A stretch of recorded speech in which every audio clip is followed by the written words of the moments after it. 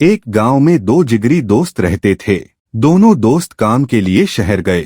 दोनों ने मिलकर एक ढाबा खोला। ढाबे से उन्होंने खूब पैसे कमाए। कुछ समय बाद उन दोनों दोस्तों ने एक बड़ा होटल खोल लिया। अब जब खूब पैसे आने लगे तो एक मित्र जो उम्र में दूसरे से बड़ा था, वह अय्याशी और ऐशो आराम में लग गया, बुरी संगत में पड़ गया, जबकि दूसरा मित्र धर्म कर्म के कामों में लगा रहता। एक दिन बड़े मित्र के मन में विचार आया, मेरा मित्र तो किसी शौक में रुचि नहीं लेता, ना शराब ना विलासिता, क्यों ना इसे ही रास्ते से हटा दूं। अगर इसे मार दूं तो सारा पैसा और होटल मेरा हो जाएगा। उसी रात बड़े मित्र ने अपने दोस्त को जहर देकर मार डाला।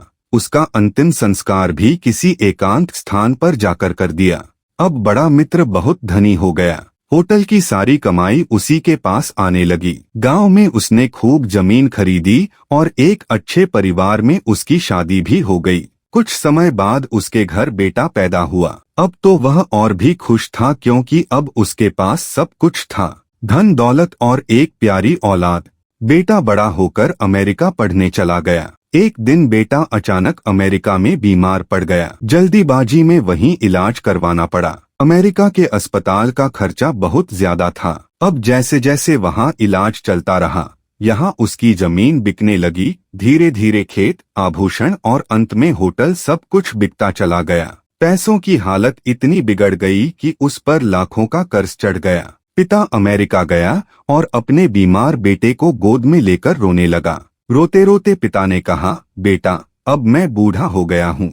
जितनी भी धन संपत्ति मैंने कमाई थी, सब तुझे बचाने में खत्म हो गई। तभी बेटा मुस्कुराया और बोला, दो दोस्त, तुमने मुझे पहचाना नहीं। मैं वही हूँ जिसे तुमने धोखा दिया, जिसे तुमने जहर देकर मार दिया था। मैं आज अपना पूरा हिस्सा और तेरी बेईमानी का सारा धन नष्ट करके जा रहा हूँ। अब तेरी बाकी जिंदगी रोते रोते ही कटेगी। ऐसा कहकर बेटा मर गया। कहानी का निष्कर्ष, पाप से कमाया और दिल दुखाकर कमाया पैसा हमें इसी जन्म में भुगतना पड़ता है।